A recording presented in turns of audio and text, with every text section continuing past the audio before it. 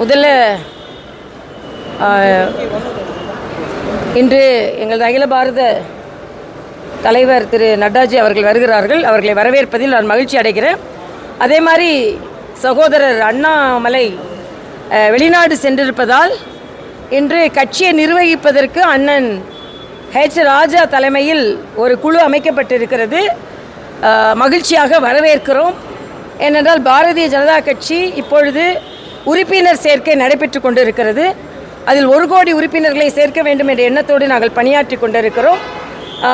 இந்த குழு அண்ணாமலை அவர்களையும் தொடர்பு கொண்டு கட்சியின் மையக்குழுவோடு இணைந்து பணியாற்ற வேண்டும் என்று பணித்திருக்கிறார்கள். எல்லோரும் இணைந்து பணியாற்றி பாரதிய ஜனதா கட்சி இன்னும் பல பொருந்திய கட்சியாக மாற்றுவதற்கு எங்களது பணி இருக்கும். இந்த பட்டியலில் வந்து உங்களுடைய பெயர் இல்லை இல்லை, நான் எல்லா பட்டியல்லையும் நான் எதிர்பார்க்க முடியாது. ஒன்று, இன்னொன்று, நான் இப்போ 4.5 ஆண்டு காலம் நான் ஆளுநராக பணியாற்றி விட்டு வந்திருக்கிறேன். அதனால் முழுமையாக பணியாற்றி கொண்டிருந்தவர்களுக்கு இந்த வாய்ப்பு கொடுக்கப்பட்டிருப்பது எனக்கு மிக்க மகிழ்ச்சி. அதுவும் ராஜா அண்ணன் வந்து ரொம்ப அனுபவம் மிக்கவர். அதனால் அவருக்கு கிடைத்த மகிழ்ச்சி. நான் ஒரு காரியகர்த்தாவாக இருந்தால் நாங்கள்லாம் பணியாற்றி கொண்டிருக்கோம். நாங்கள் எல்லா பட்டியலும் நாங்கள் எதிர்பார்க்கறது இல்லை. நாங்கள் வந்து கட்சி என்ன சொல்லுதோ அந்த பணியாற்றும். இதுக்காக மாநில தலைவர் நியமிக்கப்படலாம் அப்படின்ற ஒரு பேச்சு ஒரு சிலருடைய பெயர் வந்து இவங்க நியமிக்கப்படலாம் அப்படின்றது இல்லை, அதெல்லாம் யூகங்கள் தான். நீங்கள் யூகம் செய்கிற பேர் தான் வரணும்னு இல்லை. கட்சி சரியான முடிவை எப்பொழுதுமே எடுக்கும். அதே மாதிரி இன்றைக்கி முதலமைச்சர் அவர்கள் வெளிநாடு சென்றிருக்கிறார்கள்.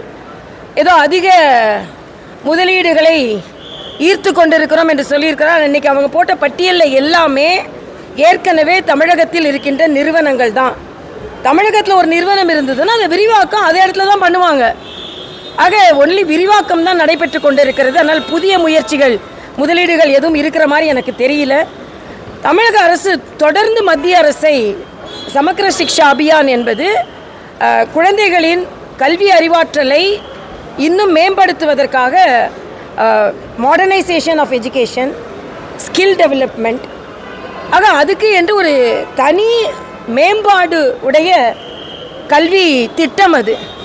அந்த கல்வி திட்டத்திற்கு என்று ஆசிரியர்கள் நியமிக்கப்படுவார்கள். அந்த கல்வி திட்டத்திற்கு என்று அது ஒரு புதிய திட்டம். அந்த திட்டத்தை அவர்கள் ஏற்றுக்கொள்ளாமல் அதற்கான நிதியை மட்டும் கொடுக்க வேண்டும் என்று சொல்வது சரியல்ல. அந்த திட்டத்தை ஏற்றுக்கொண்டு அந்த திட்டம் எதற்காக அறிமுகப்படுத்தியதோ அதற்காக அந்த திட்டத்தில் உள்ள நல்லவற்றை பயன்படுத்த வேண்டும். ஏதோ அரசியலுக்காக நான் வந்து புதிய கல்விக் கொள்கையை நாங்கள் ஏற்றுக்கொள்ள மாட்டோம் என்று சொல்வது சரியல்ல.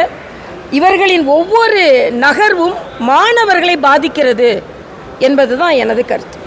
சபாநாயகர் சம்பந்தமாக கலைஞர் நூற்றாண்டு நிகழ்ச்சியில் 10 கோடி தமிழ் பேசக்கூடிய இருக்காங்க, 25,000 பேர் தான் சமஸ்கிருதம் பேசுறது இருக்காங்க. அதனால புதிய கல்விக் கொள்கை எந்த காரணத்துக்கும் மக்களுக்கு ஏற்படுத்தி இல்லை, புதிய கல்விக் கொள்கை சமஸ்கிருதத்தை மாத்திரம் பேசலை. புதிய கல்விக் கொள்கை தாய்மொழியை பேசுகிறது.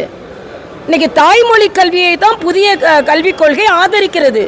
ஆனால் தமிழகத்தில் உள்ள அத்தனை பள்ளிகளிலும் தனியார் பள்ளிகளிலும் ஹிந்தி கற்பிக்கப்பட்டு அரசாங்க பள்ளி மாணவர்களுக்கு மட்டுமே மறுக்கப்பட்டு இன்னைக்கு பிரெஞ்சு கவர்மெண்ட் கூட ஒரு ஒப்பந்தம் போடுறாங்க, பிரெஞ்சு மொழியை அரசாங்க பள்ளி மாணவர்கள் கற்றுக்கொள்ள வேண்டும் என்று.